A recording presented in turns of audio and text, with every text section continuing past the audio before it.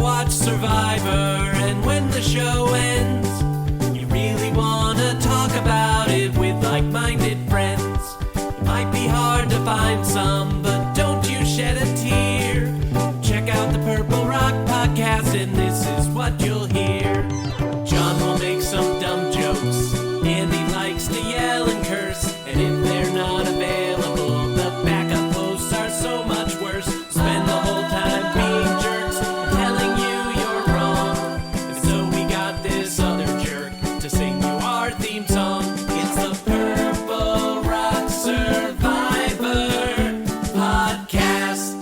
Welcome to the Purple Rock Survivor Podcast. I am John, and this week we are talking Survivor 47, Episode 9.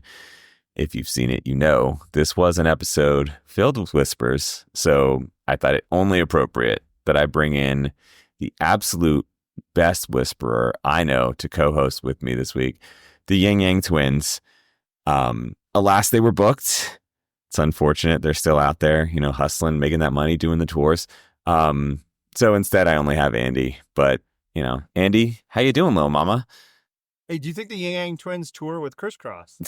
It's a great question to some pre-show chatter, like alluding to things that no one else but us heard. That's right. But it brings it all together. It does. Yeah. I sometimes whisper on this in this format, as you can tell, because I have the reputation of speaking loud, but no, it's just irresponsibly loud or quiet. It's just some right. You got range, is what you've got. That's right. Just what you want in an audio only experience. Right. You want to start strong and then trail off to nearly inaudible at the end. That's right. Yeah. You are the master, I have to say. Hey, how did you like this episode of Survivor, by the way? I think on balance, it like much of the season, it was okay, it's fine, but maybe towards good. But I hated the result, so that I don't know, I there was enough going on. It's like, that's some Survivor-esque stuff. So, yeah, I kind of wish it had ended a different way, even though I was pretty confident that I knew it was going to end this way. Yeah. I definitely enjoyed the ride. Like, I think it was an enjoyable viewing experience. It did actually feel genuinely chaotic right up until that actual vote. Like, it did feel like things were, were actually up in the air and people really were scrambling. So that was fun to watch. I think the show did a great job capturing the chaos, and I agree that I think it was fully legitimate. It's just at never any point did it ever feel like it moved off of Saul in the correct numbers that I needed it to. So It was like, I think they were actually scrambling and moving around.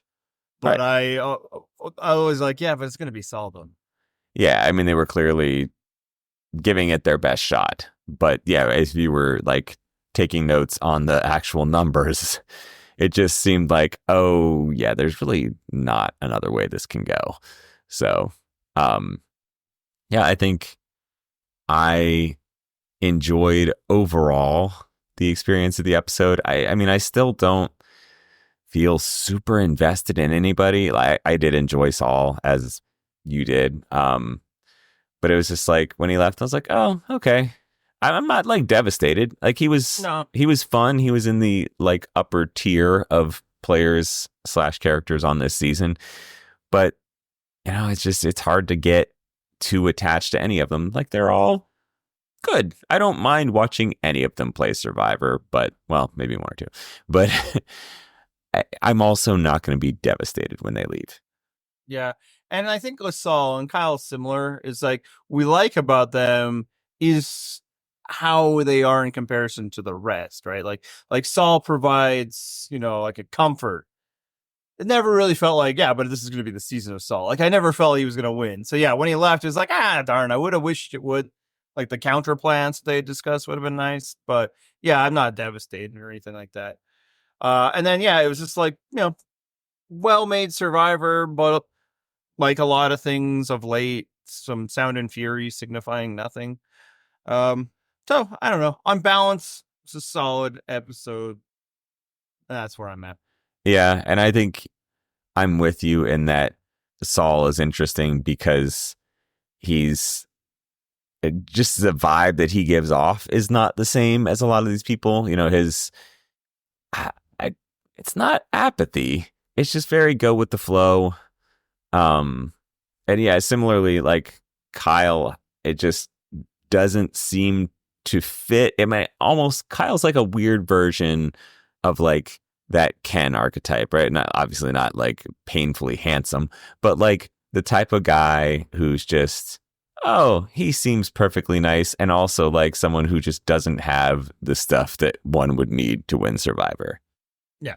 So, yeah. But one thing I actually was excited about coming out of this episode is, for the first time, I think, in a while, I felt like I came out of this episode with takes, like genuine, like opinions on what went down. And like so often lately, it's kind of, and some of it's just the way that modern Survivor takes shape, that it's kind of been like, meh, I mean, it kind of happened, and what are you going to do? But not this time. Well, I've got something I actually want to discuss. I do too, but actually mine goes back to last episode because, of course, we were both off last week. So thank you to Matt and Emily for filling in for us, / Emma, you know, for those in the know.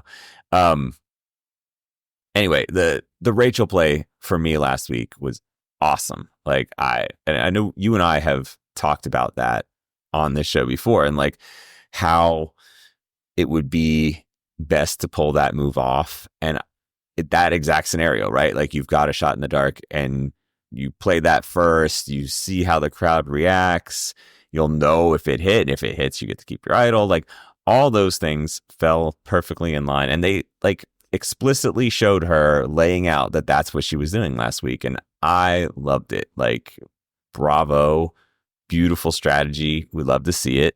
I still can't get super invested in Rachel. Nothing made me more like, I want to see more Rachel. Like, that was great move. And I'm glad that we got to see it happen. So like that was my take of last week. I was like, hell yes. I like, if nothing else, maybe she's not the most energetic, dynamic player or whatever, but like, damn, I liked watching good Survivor happen. Yeah, I think from the instant they introduced the shot in the dark, I'm like, oh yeah, if you have both, you got to play the shot dark first. Yeah. And I don't understand why, like, I've seen actually people debate about it, and it's like, no, like, it probably won't work. You get that, right? So take 2 shots at the apple, because it's, yeah, and with the exception is if you believe your vote matters. Yeah, that's the only time to not do it that way. But I mean, again, if you have an idol and you're thinking about playing it, play the shot in the dark first, and then you might still have an idol. And she, in that tribal council, was like, man, something about the vibes were off. And yeah, if the vibes really were off and it was coming for you, your 1 vote's not going to do shit. So yes, play your shot in the dark first. And much like she did, take a look around, see what the reactions were, and then say, okay, no, I'm good. It wasn't me. I'll hold on to this idol. And it's interesting if that'll lead to any kind of different play in the future, that people like, we got to make sure not to give any kind of reaction if somebody plays a shot in the dark. But I kind of feel like some people might. Right. I don't know if everybody in on the planet would do it, It's still worth. And again, even if you don't, even if you then have to burn your idol, again, if you have both, play the one that probably won't work first. Don't leave that as a backup, because it's not a good backup. Exactly. An idol is a great backup because it's 100% successful in keeping you safe. The shot in the dark is very unlikely to keep you safe. So try it first. Yeah. 1 out of 6 times. It works every time. All right. So what was your hot take about? So this whole episode and all of the chaos and everything goes around it is kind of kicks off because Genevieve decides that she's going to target Saul. Mm-hmm. And I have to say that was one of the dumbest decisions I've seen in recent memory in Survivor. It was so weird. I don't fucking get it. Why is that the priority right then? I did not understand why he would be an important target for her at this vote. To the degree that Andy was like, yeah, I think getting out Saul would be good. But in a couple of votes, like Andy, seeing that. And Andy doesn't even have the same relationship that Genevieve does. Right. So there's been people trying to puzzle it out, and I get it, man. I've given it some thought. I've been like, since it was happening. As soon as she dropped it, I'm like, what the fuck are you doing? So I did, like, as a thought exercise. Now, I do want to say, to like, if you're going beyond thought exercises, some of you people just need to give it up. Like, like you've built up Genevieve as, this queen mother game player, but there's again, maybe I'm not smart enough. But this is what's happening when she makes that decision that she's going to get rid of Saul. She's going to vote out somebody who considers themselves an ally of you, right? So Genevieve is going to get rid of somebody who thinks of themselves as Genevieve's ally. She tells us that she knows the cost of this will alienate another person who sees themselves as an ally of Genevieve. Mm-hmm. So that's 2 allies she's tossing to the side, leaving her just with Andy. Uh-huh. She's just gotten basically for 1 vote so far, and is also fucking Andy. And she's doing this in order to either save Gabe or Sam, neither of whom she has any relationship with, and preserving the 4 Tukus left in the game. It was Kyle or Sam, by the way, because Gabe was immune.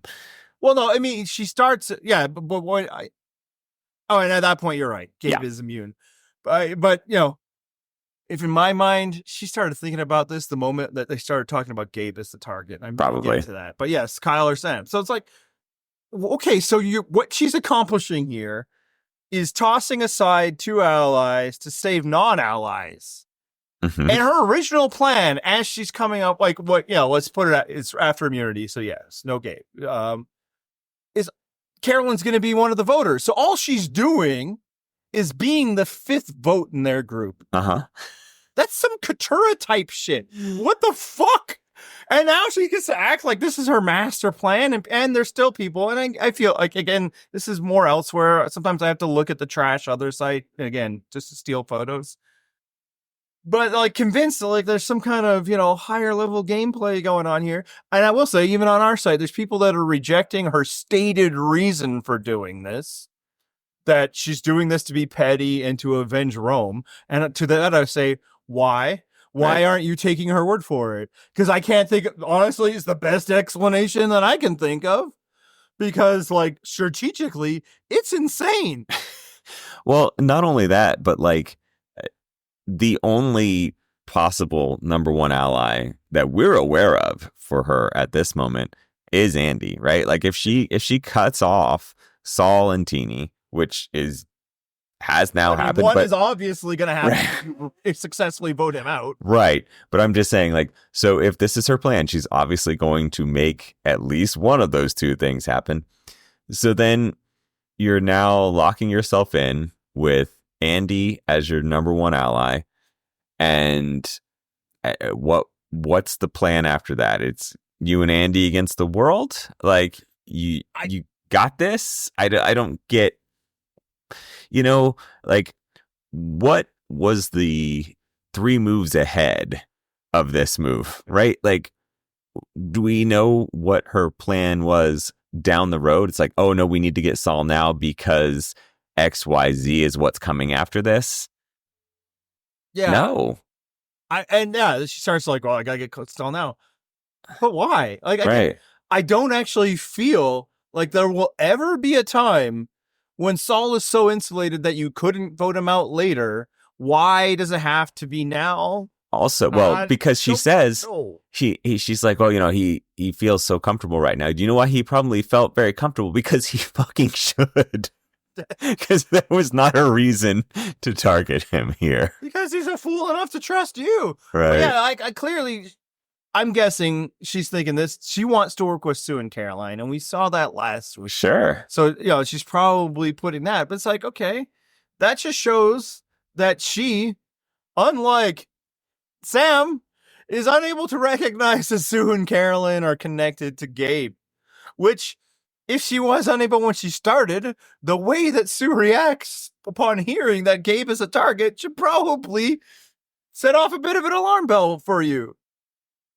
And then cause she gets to feel like hot shit, she did something. And this is the same thing that happened last time that people gave her a lot of credit for, that I was here on this podcast going, I'm not sure that was the right call. And that's when she took out Katura. Or sorry, I got that name stuck. Sorry. Keyshawn. What did she actually do when she took out Keyshawn? She committed to Rome as a partner. That was a little sketchy to me at the time. Yeah, and it lasted one vote. Yeah, because it might have voted another if they'd gone to another vote. But all she had to do, her big genius, look at what a great game player, #girlboss she is convince a guy who had access to 2 votes to vote out somebody who in the end had access to no votes, right? Like, so Keyshawn and Teenie couldn't vote. So her whole master plan is, I'm going to tell Rome he's a target and then vote with him. Wow, how amazing. So then what does she do this time? She tells Gabe that this guy wanted to vote for him, and instead, I will vote out my ally and vote with your group. Wow, how amazing. How did she move all those chess pieces? What a master. They're all like, oh, okay, well, that's a freebie. I was going to say, to keep the chess metaphor, if someone is giving you their queen, like, you would assume, like, oh, shit, I got to look around and see, like, why this might be a trap. No, I think she just gave up her queen. Just, like, oh, shit, didn't see that. Oh, well. And here's another thing that happens in this, is while she's doing this, she's exposed herself to that group, especially Gabe. Had to be a better way to phrase that, by the way. I'm going to go with it. I don't care.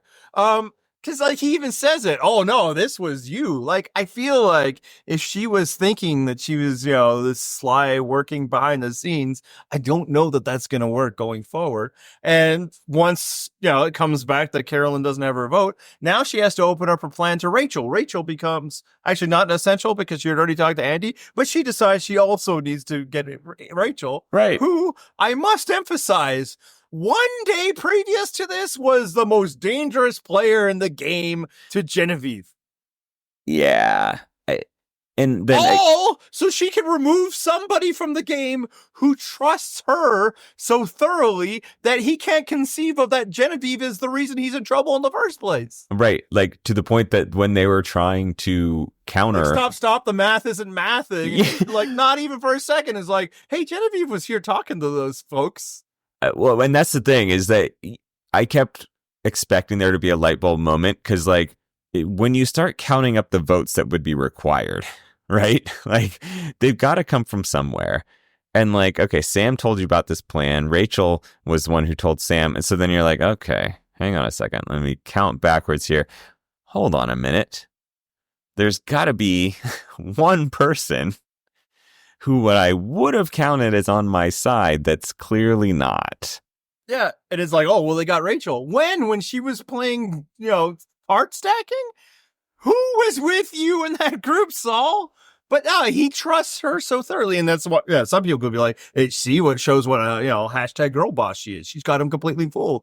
No, he trusts her. And she's decided, fuck that. I want to team up with people who have no trust or relationship with me for reasons. And here's the reason. And again, I'm not going to toss aside the reason she gave, because she gave that to us willingly. And I think it's kind of irresponsible for us to be like, well, that can't be the real reason. But, it could not be the real reason for one reason. But people are terrible for understanding why their true motivations for doing things. Again, I bring up the Keyshawn vote. Because what happened that time? Keyshawn told her his plan, and she didn't like being told what the plan was. And that's the whole reason she flipped it, is I'm the person that decides. You're not the person that decides. And I remember watching him when Keyshawn was doing that. And then when he's telling it the plan to Teenie, it's like, Genevieve's kind of quiet, and I don't like that. Well, it's the same thing when Saul and Teenie and then later Sam were talking about how we should get out Gabe. Genevieve joins that conversation, and she doesn't really see anything. She gets a little quiet, and I felt like I could almost see something, again, because it was just hearkening back to that moment. I don't think Genevieve liked being told the plan. So she's like, fuck this. You think you can tell me? I'm going to do something. And both times she never stopped to decide whether that plan was actually useful to her. This new thing that she could do. It was just doing shit to prove that she could do shit. And not only that, but again, it's a matter of last time in doing that, she hitched her wagon to Rome, right? Like she explicitly said, like, well, I guess this is me aligning myself with Rome. And then like immediately had to abandon that because that was a terrible idea, right? Like there was no way that was going to work. Everyone wanted Rome out. I feel like this time, if she's trying to align herself, and admittedly, she does not realize that alliance, the Sue and Caroline alliance, spans farther than she thinks it does. She's probably going to learn pretty quickly, like, oh shit, nope, I just negotiated my way into the bottom of this group so that I can be a useful vote for them for a while. Yeah, while knowingly cutting off options to not be that. Right. Now, as it worked out, she might not have, right? Just because of that, like, I don't know that Teeny can be like, oh, Genevieve was the sole flipper, which was Genevieve's original plan. But you know, that wasn't her plan. When she's coming up with this, she's like, yep, tossing that aside. And for what? And I think part of it goes back to the same thing that I was just saying, that I think a lot of this is Genevieve just really wants to be the decider. Is last week she wanted to vote out Rachel, and Carolyn and Sue were both like, yes, I love that plan. So she got that validation from them. And then she was stopped by Teeny and Saul, right? They didn't want to go after Rachel. They wanted to go after, in Saul's mind, not Rachel. And then in Teeny's mind, a male. And then it ended up Sierra, right? So I think that's another reason why she's like, when that's happening, and like whatever that's in her decide, like, is like, they're ignoring me, they're dictating the game instead of me, and not at all being like, okay, but is that good for my game at this exact moment or not? Also, clearly not taking in the input of Sam, very astutely recognizing that those girls are with Gabe, which shouldn't actually be that hard a leap to make. There's 4 of them, you know? But now she's like, fuck this, I'll show you. Okay, so yeah, like, you can hit me back with like, no, I've seen this dumber move recently. This wasn't as dumb as that move. I use recent memory very, distinctly. We can decide how recent, but for me, unless, look, I'll be excited if I'm proven wrong, but that was just some dumbass shit. And the whole time I'm just like, but why though? You know what worries me is that just given the state of recent events in the world, I don't know that the dumb move matters anymore. Like I don't know that nothing matters anymore. Nope, I don't think it inhibits your chances of success anymore, as it probably did once upon a time. So I actually think, I know you're alluding to, and I'm still not in a space that I can make a lot of jokes about it. Let's not. That's generally how we deal with such overwhelming gallows humor. Yeah, I just haven't gotten there even. But to Survivor, it kind of has felt like a lot of things don't matter anymore when it comes to winners. So like, there have been many winners, the post 40, that never really succeeded at any of this shit they tried, but it didn't really matter. So yeah, no, I'm not saying that I'm eliminating her chances for winning. Another person that a lot of people feel strongly the chance to winning is Teeny, and Teeny has failed at everything that they've tried to do so far. But again, I can't get to any place where like what Genevieve did makes any kind of sense. And there was a comment on our website recently, one of our long-term commenters, and I can't think of who they are right now. It's like, she's trying the pendulum strategy. And it's like, okay. But again, she told us she knew that she was burning a bridge in order to do this. So it's tough to swing back, for one. For two, the pendulum strategy, I don't know, has ever worked. For 3, it's harder in a 3-tribe environment. Pendulums swing one direction back and forth. And she's trying to flip between 3 different groups while basically ending one of those three, like I don't think it's gonna work. And So- again, if she wants to swing back, that'd be swinging back to Rachel, who just a day prior to this she considered the most dangerous player in the game, and I mean, fully, completely unbeknownst to Genevieve, has only become more dangerous since that assessment was made. Exactly. Couple things. Number one, it's Assistant Dragon Slayer that made that comment. Thank you. Yes. You are correct, though. The pendulum thing, it has. I mean, I would say Tony successfully deployed that. But like, the thing is, you know, you made the good point that like that's going between two tribes. Although realistically, they started out as three, but by the time they got to the point where Tony was doing it, it was two tribes. So, yeah, it's not quite the same situation here. And these people, they're still talking about their initial tribe names. So like it's not for them some distant memory. Like they're still bringing up like, oh, we got to get out the gotta tribe this time. Like it's still fresh in their minds. That's still how they're identifying. So I don't think that pendulum strategy necessarily works here. But again, you can't rule it out. Like shit, you just can't predict anymore that like a bad move necessarily sinks your game, or a lack of good moves sinks your game either. Yeah, agreed. But all right, that doesn't change the fact that this was dumb as shit. it was. But she did it though. She successfully made those groups allow her to vote out an ally. What an amazing player. Out there doing things. You had some thoughts on Rachel's play. You did think that she played it a little too conservatively this week? No, and it honestly contrasts well with Sam. It's like when you're kind of in the spot they're at, basically, you just took a big hit, you're on or near the bottom. There's two ways to go. You can try to keep your head down and hope that, you know, people forget about you, which apparently is super fucking easy, even in a shorter game. Because the person who was most motivated to get rid of her decided, no, that's not important at all. That's what Rachel did. And I think it's fine for a player like Rachel. A player like Rachel always wanted to kind of have their head down and let bigger targets get taken out. And you know what's funny is like in every like post 40 season, it seems to be like that works, except for one season when it didn't. But in general, yeah, it seems to be a thing that like you can be on the very bottom and it's like, oh shit, I'm going to be next. And it's like, once you survive the vote after that, it's not coming back to you for a while. So you just need to survive one more vote and then you're out of danger and it's on to the next priority, you know?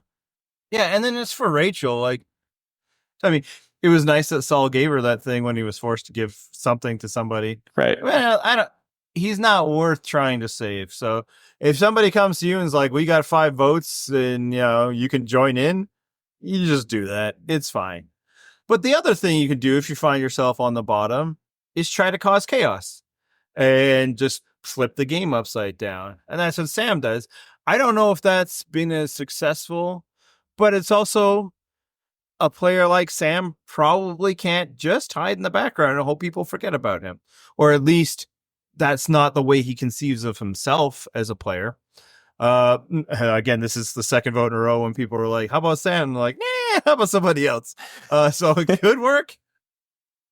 So I understand why he went that way. So it's kind of like two different ways to approach this, both ending in the exact same place if everybody voted for Saul. But right. But I think they're kind of in two different situations. Like first of all, I don't think Rachel necessarily had the social capital to pull in enough numbers anyway. And you're right. Like really just play along with it. You just got an idol. The target is clearly not you this time. Like great, sweet coast. And it's, you know, I think also it probably helps that the person they're giving her is so out of left field that it had to feel real. Like, it's like, that's not just a decoy vote. Like, if they were just telling me Kyle, then maybe I got to play my idol anyway. Right.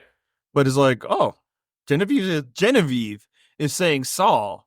Huh. Yep. Well, okay. Exactly. No, you're good. And then, you know, Sam's situation, he has every reason to believe that he's on the very bottom after that last tribal. Rachel is obviously low on the totem pole at this point, but she's got some inroads with Saul and Andy. Well, no longer Saul, but and there's always the possibility, like I said, that after this vote, the priorities change and she's in a totally different position. People need her, whatever else. Especially if they're out there voting out their own allies. Exactly. That opens up some spots. If people are just going to willingly make mistakes, you can take advantage of those mistakes. But yeah, Sam had every reason to just be like, well, shit, I think it might be me. I gotta do something. Ultimately, he didn't have to do something because it wasn't going to be him, but he doesn't know that. And he has every reason to suspect that it might be him because at least his name was brought up.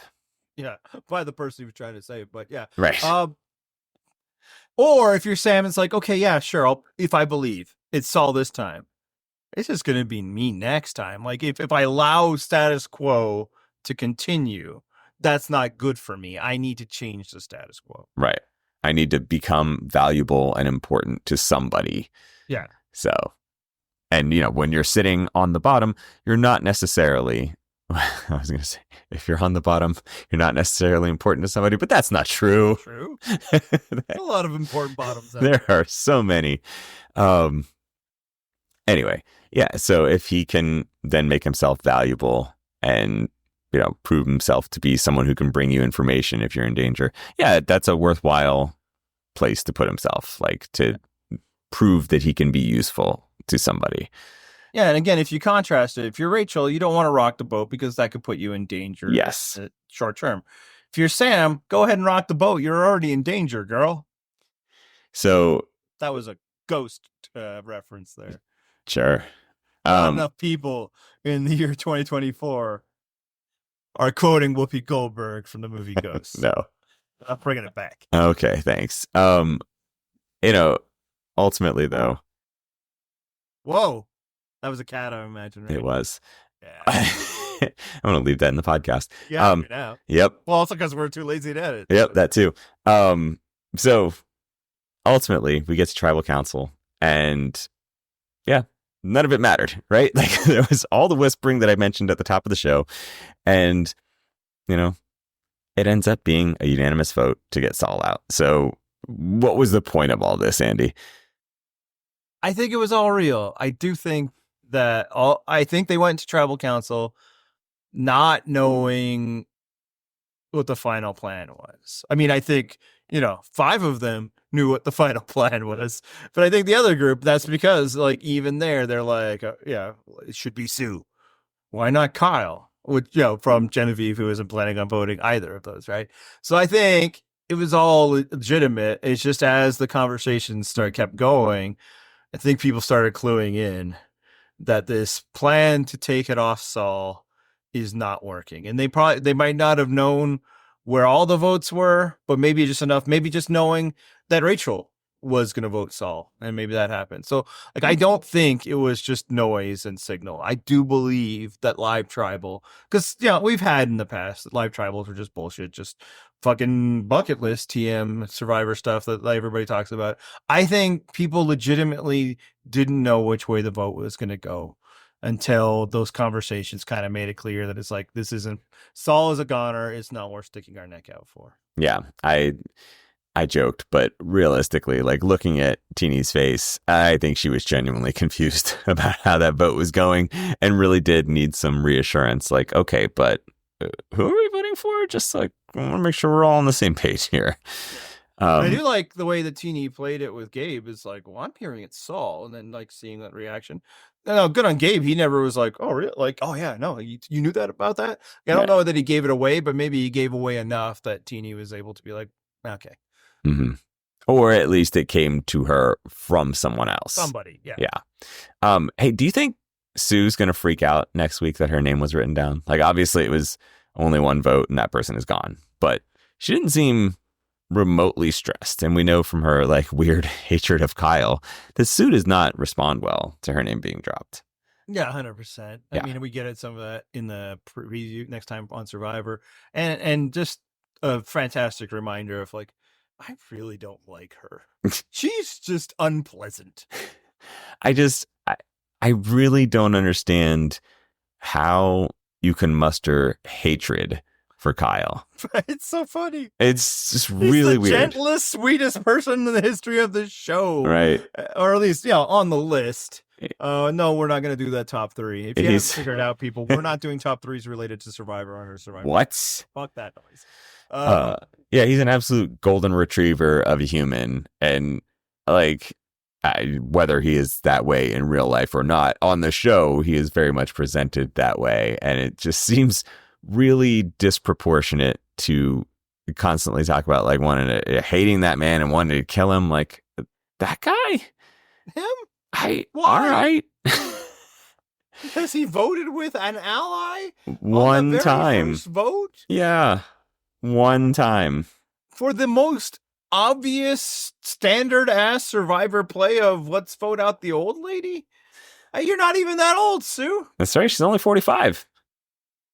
It's so funny that she keeps doing these impressive challenge things. I know.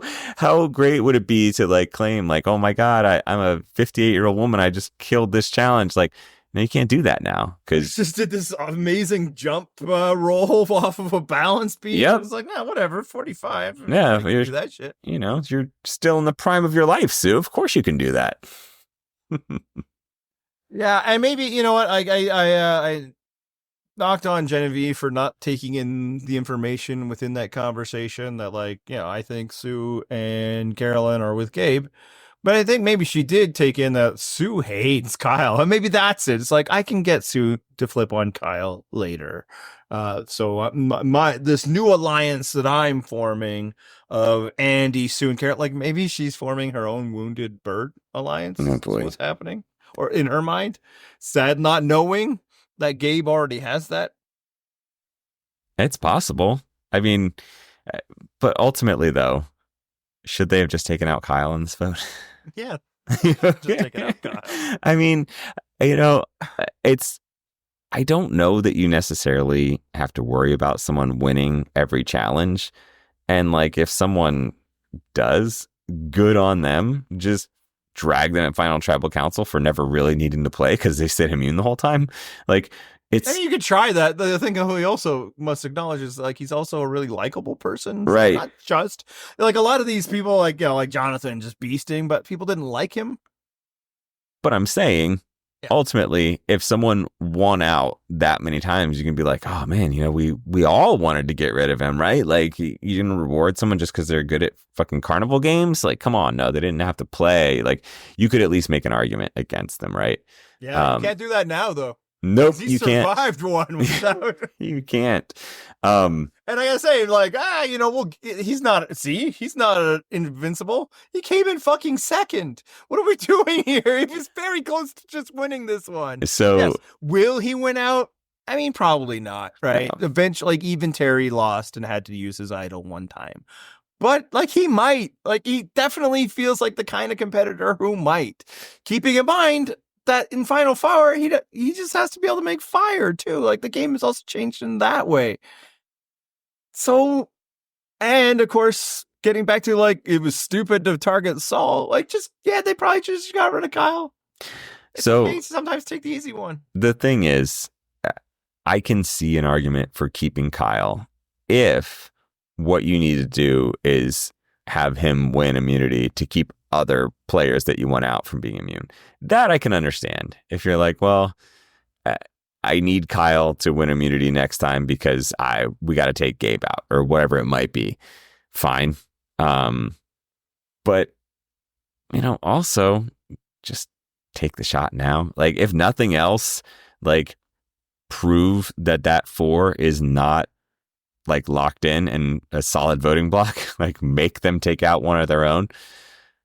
Right? Like, that makes sound like that's a sound argument. I don't get why it had to be this whole like convoluted plan where it's like, no. Sometimes the easiest choice is the best choice. Because here's the thing. Yeah, maybe he doesn't win every single one of them, but he might win the one that you needed. Yeah, exactly. As I said, the only rationale I can think of is if you you know that you are not someone that can win a challenge, but you need him to win a challenge so that the person you want out can't win. But even then, you're really rolling the dice because some of these challenges are just like so random in who's going to win. Like the wind blows specifically on where you're holding a ball in a certain way. And it's just like, well, shit, there was no way I was going to stop that. Yeah. And we don't have any knowledge one way or another how he is at puzzles because, that wasn't his job. Right. So it's like, yes, it's possible he doesn't win at all. And like, I could also understand why Sam doesn't target Kyle. Right. Because his whole entire objective here is to mix things up. Getting rid of Kyle doesn't do that. Right. That may basically mean that's just buying yourself around. Right. Another way, if he just was interested in buying himself around, was just letting Saul go home, right? Mm-hmm. So like for that, but for most everybody else, it's like, yeah, you know what, just do it, Again, even if it's just so that he doesn't win next immunity. Forget all the other ones, the next one, so that now you can't vote him out. So if your plan is, well, we'll bust up Tuco next time, will you? So what's funny is that Sam's plan to take out Sue actually would have also eliminated an idol from the game, which of course he doesn't know and no one else really does other than Caroline, but like it would have actually been a pretty great plan. Yeah, and honestly, his stated reasons were also really good because he's clocked that Gabe is with them, but I think he's probably also clocked that Carolyn's with Sue and Gabe's with Sue, less that Gabe is with Carolyn, right? So like he was bang on, And honestly, I've actually throughout this entire game had no qualms with Sam's read on situations. It's just his personality that I haven't liked. Yep. And even this, like, yeah, he was right to try to do what he did. He just didn't have the ability to do it. Like, when he was like, yeah, no, it's Sue. You don't have the votes, buddy. Like, have you calculated out? He's just assuming he has antis.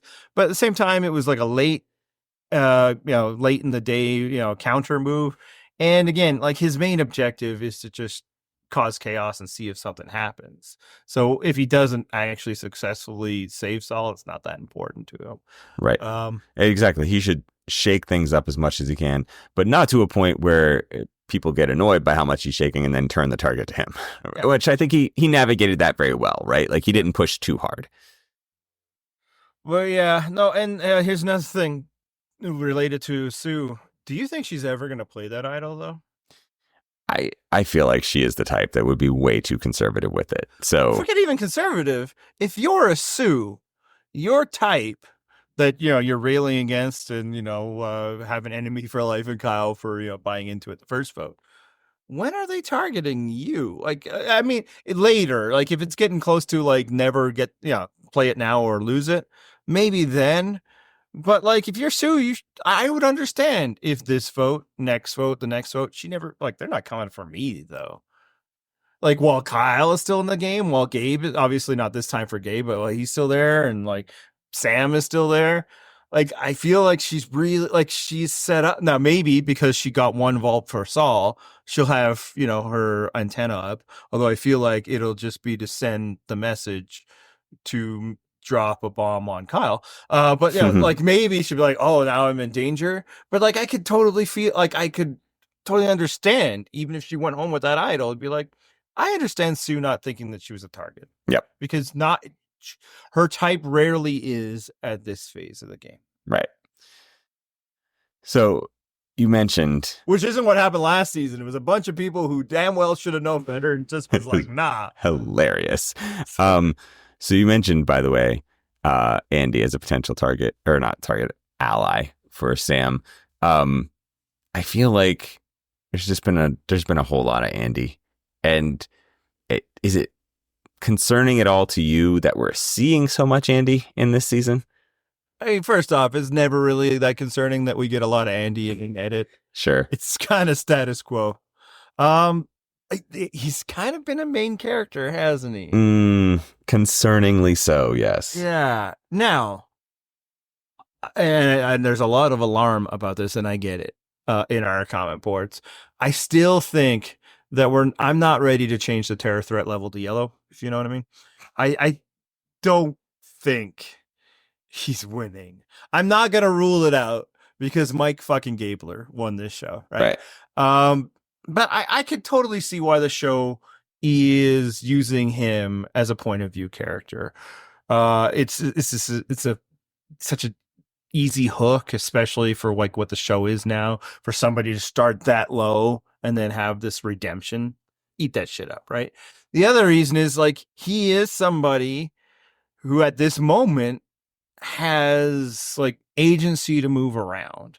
So like he's a story driver in that respect. So I think there are non-winners edit. A thing I should add, I don't know that exists anymore. But there are non-winner edit reasons to explain his significant visibility. Well, first of all, thank you for invoking the memories of those halcyon days when we had a color-coded terror system. I mean, we're gonna be kind of nostalgic for those days, right? Sadly so. Yeah, so And to be clear, fucking awful war criminals. And yet, apparently it gets worse, Andy. So I think the thing with Andy is that like he's not interesting enough to me to be eliciting this much screen time. That said, there's no one else that like I'm clamoring to see in his place, right? There's not like, oh my God, I can't believe we're not seeing more Kyle. That guy's like he's a charm magnet. Like, no. You're going to get a very balanced edit seeing all these people because no one really like pops to that degree. And as you mentioned, Andy at least has some kind of story, right? They have to build out these 90-minute episodes. They can talk about, like, they flash back to earlier points of the Rachel and Andy relationship this week, which was kind of cool, actually. And so same with last week, we saw him like slowly building a rapport with Genevieve.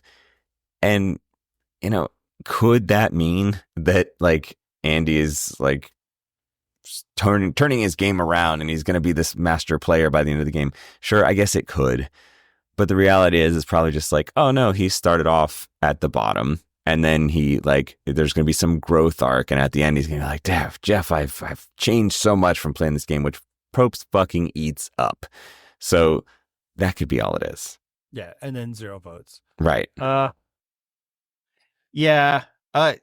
This just that discussion. I don't know why, but again, because Andy's part of it. Maybe all that's going on. I mean, I genuinely believe that what's going on with Genevieve is what I said. She wants to be the decider, and if you push the other direction, she'll self-destruct just to be it. But maybe she's just goat farming, right? She's got Andy, and she sees Sue and Carolyn as goats as well. Probably. I mean, I wouldn't blame her for seeing Sue as someone that's beatable. So in comparison, that like, oh, Saul is somebody who could beat me in the end, right? So it could be, playing that part of the game a little too early. Exactly. Hey, another thing that happened this week is we get to the challenge, and Probst is like, "Hey, the 4 of you that did the worst at this challenge, lose your votes." And like at that point, I mean, he did say they will have a chance to win their votes back, but at that point, we don't know how many of them are going to do that. Could it still be that all 4 of them could fail at some task and still not have a vote? Right. Exactly. We don't know. Like, why does this keep happening? Yeah, why? I mean, when I heard it, I'm like, oh, fucking hell. And yeah, my genuine thing is I'm just not down for the vote removal aspect of Modern Survivor. I don't feel like it is additive to my experience as a viewer.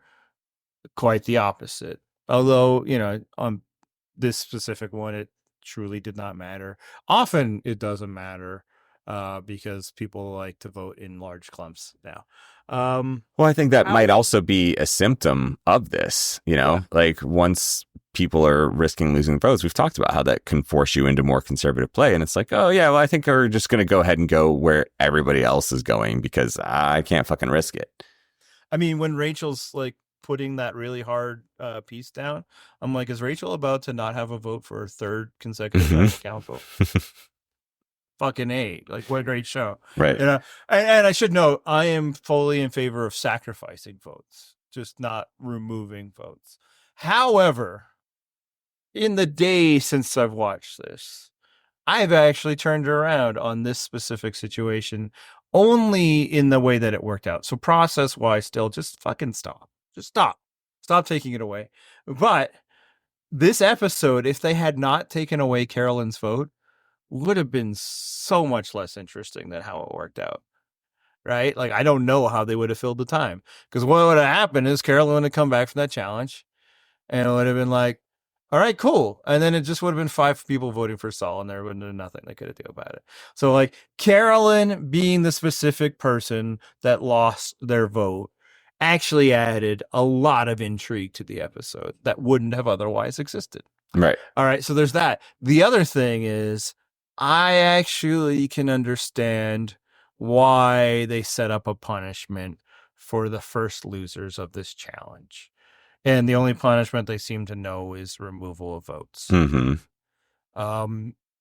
Now, there could be other ones, right? Or just like lack of reward. But when it's set up the way it is, you pick your partners. Those are the people you're competing with until in the end you're competing against. Mm-hmm. That can create strong tanking motivations for people who would otherwise not be competitive to win. Maybe they'd be teamed up with, say, a Kyle, if that was the motivation. Yep. So when you have challenges like that, actually, it's not bad game design to be like, if you lose at first, it might really suck for you. Yep. This, I think, proves that Survivor's a show that does not trust the process, actually. Yeah, but you're right. That is the exact scenario I think they're probably hedging against because, you know, Kyle's already won 3 straight immunities. There is a type of player who might be like, yeah, Kyle, I'll team up with you, and like willingly tank that challenge because we need Kyle to not be immune this time to take him out, you know, like, yeah. So I will give up. And it wouldn't have to necessarily be like a Kyle challenge beast type. It could be there's one person in the game against everybody else. Yes. And yeah, like whenever there was challenges, like usually in the past, it was, the chop the rope type stuff. And that always sucked when it was everybody can gang up on the one person who needs immunity. Right. Now, I'm not going to give them credit. I think they just like taking away people's fucking votes. I mean, they wouldn't. ¿Por qué no los dos? Yeah, I mean, I think we're also getting pretty late in the game to be disenfranchising people, right? Like it's successful. It's a way to, win potentially tight votes. And then sometimes those votes don't end up being that tight. I get that earn the merge is a thing that they want to make happen, but like you shouldn't have to earn your vote generally, yeah. Right? In any context, Survivor or not. Like I think someone in our comments fairly recently had a plan for things they could do that aren't taking away your vote as, consequences. I don't even remember what they were, but I'm like, yes, those would be fine.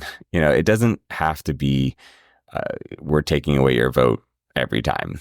Yeah, you got to spend the night on Exile Island. You got to get to be there for the, until you got to meet everybody tribal. Like there are other things. Right. Everybody that's other than the final 4 gets the reward. It could be another thing. Like, again, like you already have the incentive to do well, both immunity and reward.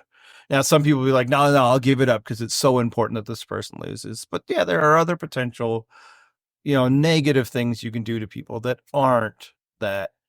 Because, yeah, just stop it with the removal votes. They're not helping the show. I'm not somebody who complains when you've like, the original Survivor is sacrosanct and how dare you. It's not more entertaining. I just need a friend of Probst to be like, okay, but is that fun though?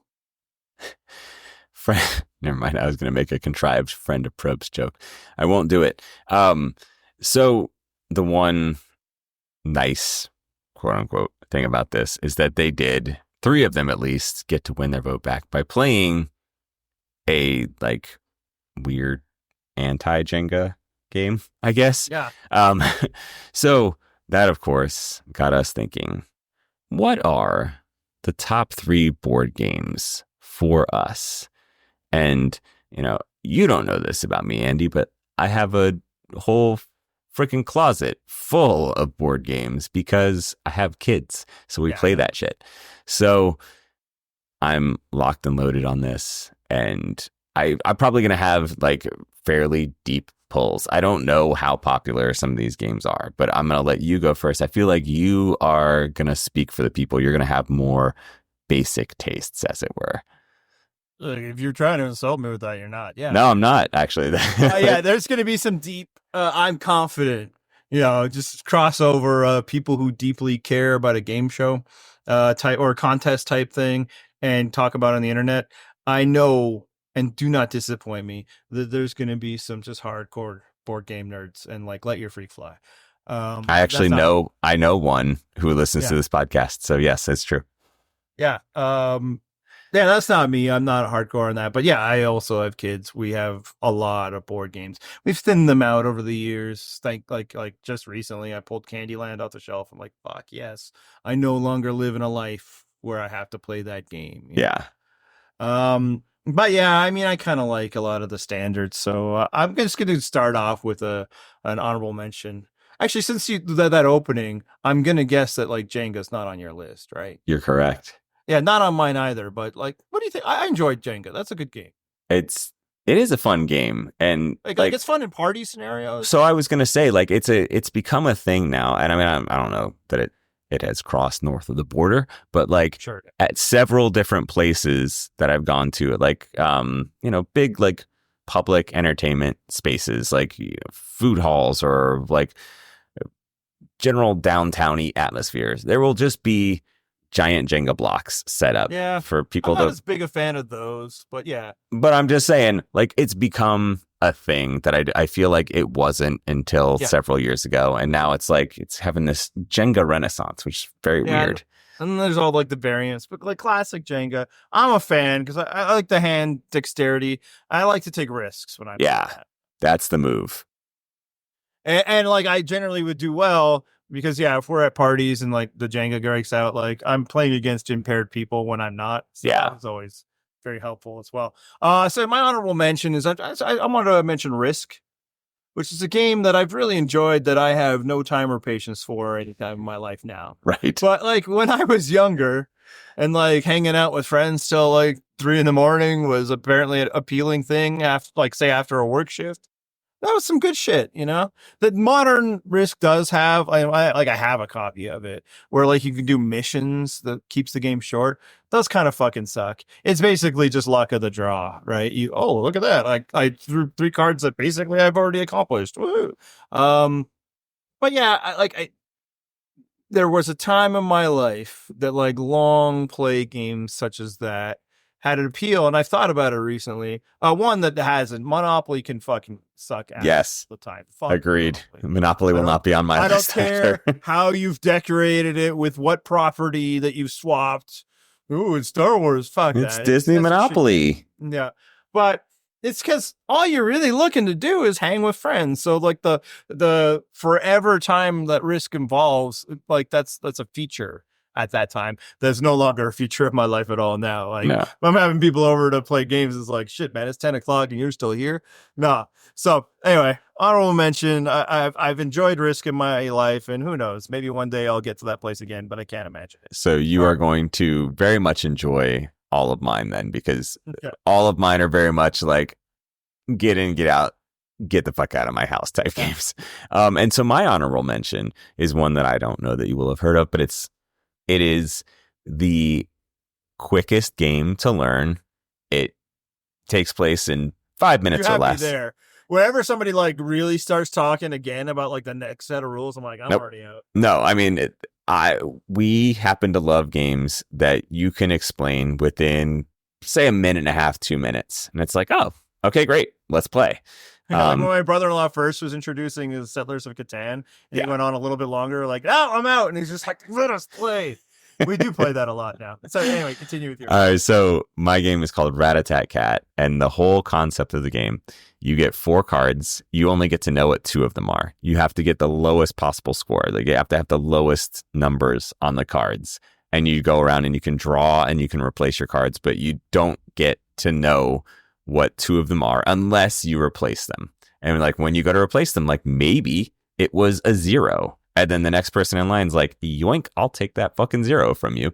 And then when you are confident you have a low score, you say rat tat cat, everybody flips over, you see if you won or not. 5 minutes or less, very fun. You can play with kids age 5, you can play with your grandparents, it doesn't matter. Anybody can pick that game up. All right, my number 3 is like a semi-long game, like enough to like fill a nice little portion of the evening, maybe after like, Thanksgiving dinner or something, but not too long. And I'm going with Ticket to Ride, which I prefer over Settlers of Catan, largely because I don't know if I've ever won Settlers of Catan. Maybe once or twice, but all right, let's get Ticket to Ride. I feel like I've gotten a few times. So I actually can't stand Ticket to Ride, and specifically when I play, because I don't like it, I've been forced to play at times. Yeah.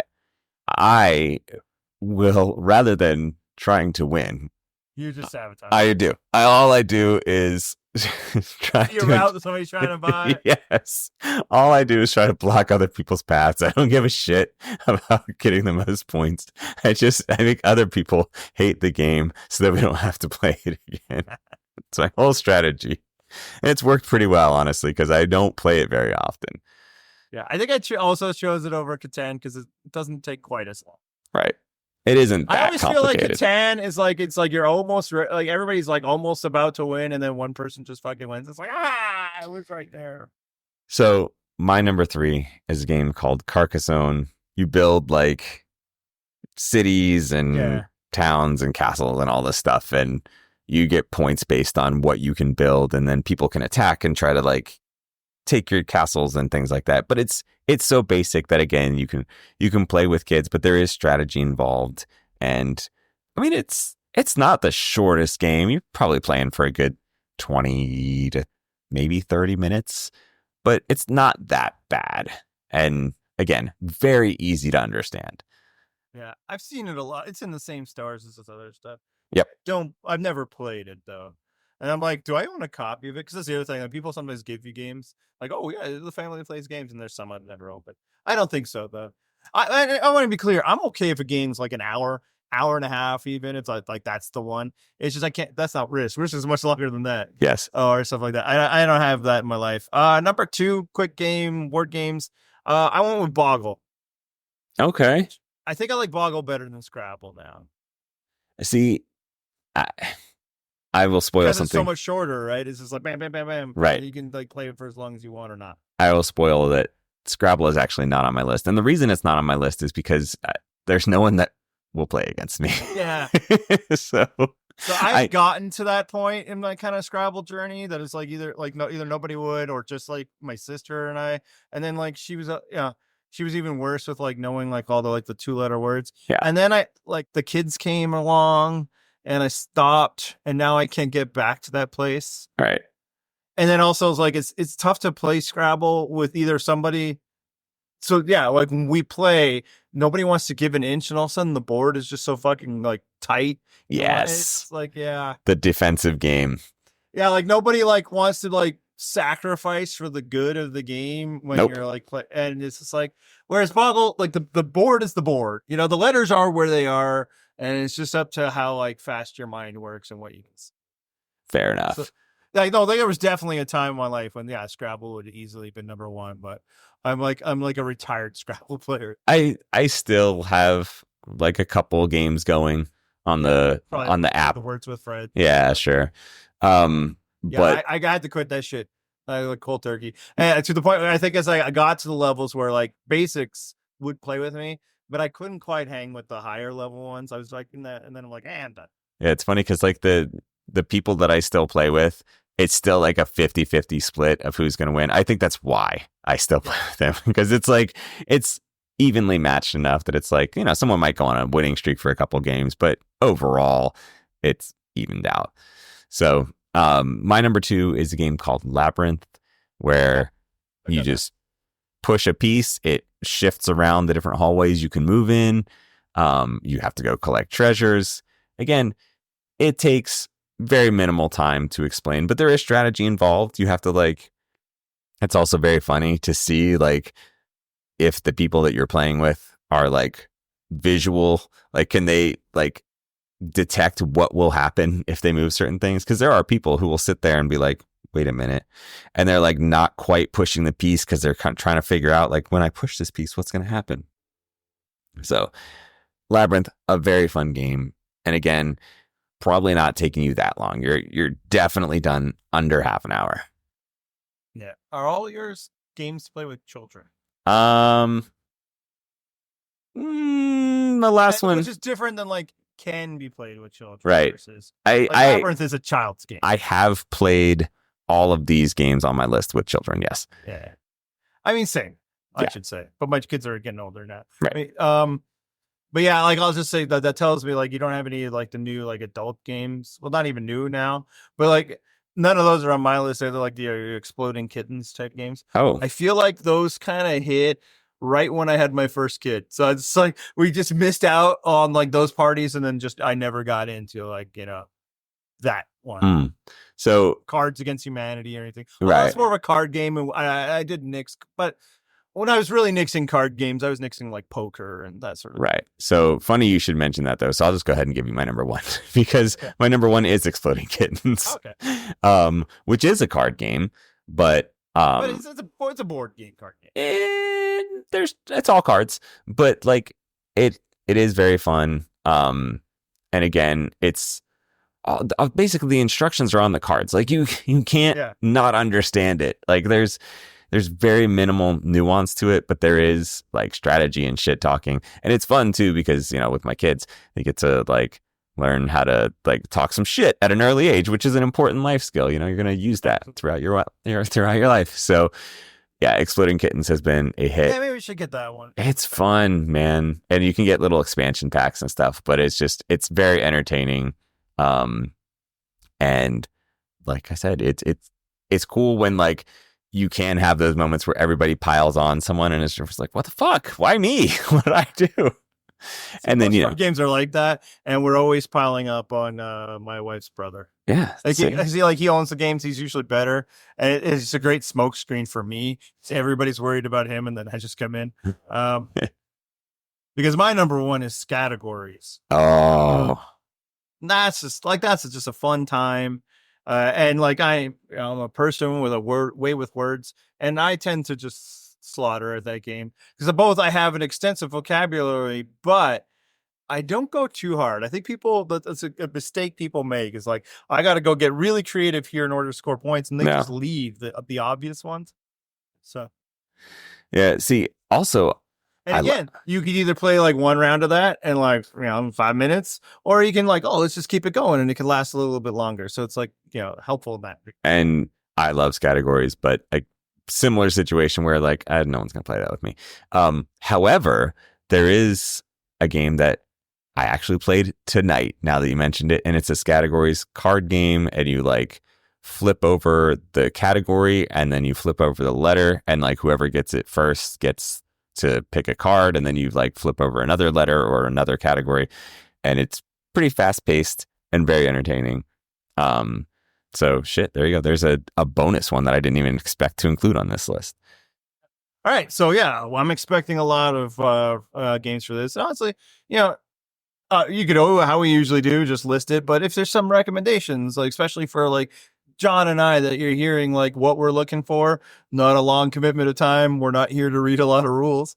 Leave those in the comments and give it a shot. I guarantee you, it's good to maybe put something on the list for the grandparents besides video games. I guarantee you, my best friend will know all the games. He's the one that I know listens to this podcast and also knows all of the board games.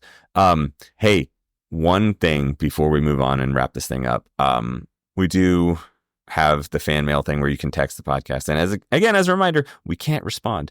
I just want to say that we got possibly one of the best texts that we have received last week. Obviously, like we weren't hosting, which is disappointing, but we still got to see that we got the text. And it says, I'll read it here. Let me see. Pathetic.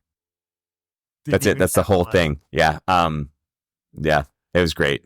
I was like, yes, thank you. It could be in response to so many things. Who knows? It was exactly what I wanted to read. It got an audible laugh out of me. And like, it's great. Just honestly, the best feedback that I think we've gotten from the fan mail thing. Yeah, we should screenshot it and use it as the header of our Blue Sky account. I don't know. Yeah. Yeah. Are there even headers in Blue Sky? I've been there for like a year and a half. You've been there a day. I don't know the answer. We actually do have a Blue Sky account for Purple Rock. But we do. I just did it to keep it, to have it. I don't know if I've ever used it. Okay. I'd have to look up what the password is, because I think I've changed computers since then, so it's not even saying. Unless I did it on Google, maybe there. We have an orphaned Purple Rock podcast account. Yeah, I don't really still have any intention of like posting from it, in part because we stopped social media posting a while ago, and I don't miss it. Right. And yeah, but it's there. It exists. Right. So follow. No. Don't follow me. Don't. So if you would like to send us a text, you can do that. There's a little link in the episode description. One more time, we cannot respond to you. I don't know, I almost wonder, do people know this and they just intentionally send stuff that they know we can't respond to? We do respond, and it's here. That's right. That's what they're looking for. Maybe. They want to be a part of the show.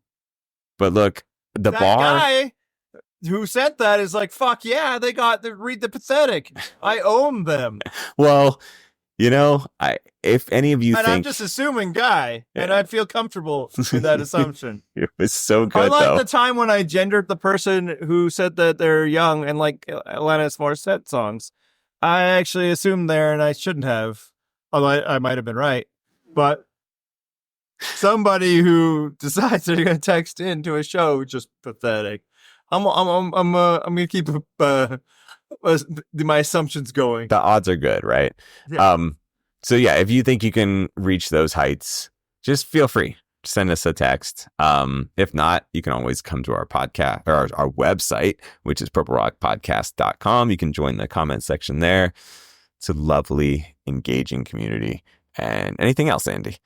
Let's hit the music. This is the copyright-free outro.